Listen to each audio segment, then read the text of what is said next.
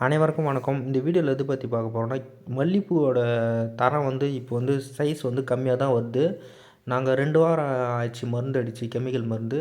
இப்போ தான் வந்து செடியில் வந்து அரும்பு பிடிக்குது. இருந்தாலும் வந்து சைஸ் மட்டும் கம்மியாக தான் இருக்குது. நம்மளுக்கு வந்து பூ வந்தாவே போதும். இந்த பனி காலத்தில் சின்னதாக வந்தாலும் பரவாயில்ல பூ.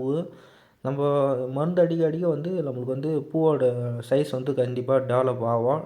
இதுமாதிரி தான் இருக்கும். இந்தமாரி உங்களுக்கு அரும்பு கட்டுச்சுன்னா உங்கள் செடியிலையும் வந்து கண்டிப்பாக நீங்கள் மருந்து அடிங்க. வாரத்தில் 2 மருந்து அடிச்சிங்கன்னா வந்து பூச்சி தாக்கம் வந்து நம்ம கண்ட்ரோல் பண்ணி இந்தமாதிரி நம்ம செடியிலேருந்து பூ எடுக்கலாம். கண்டிப்பாக எடுக்கலாம்.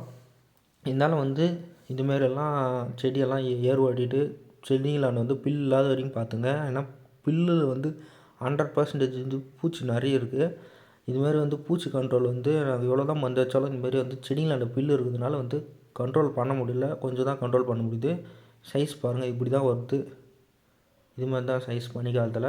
இது இப்போ வந்து டைம் 12 மணி அவனை கூட அந்த சைஸ் மாறல. இருந்தாலும் வந்து நாங்கள் விடாமல் வந்து ட்ரை பண்ணுறோம். உங்களுக்கும் இதுமாரி பூ வர வைக்கணும்னா இதுமாதிரி ட்ரை பண்ணி இந்த மெத்தடெல்லாம் யூஸ் பண்ணி பாருங்கள். கண்டிப்பாக உங்கள் செடியிலையும் பூ பார்க்கலாம். இந்த வீடியோ உங்களுக்கு பிடிச்சிருந்தா லைக் பண்ணுங்கள், ஷேர் பண்ணுங்கள், மறக்காமல் என்ன சப்ஸ்கிரைப் பண்ணுங்கள்.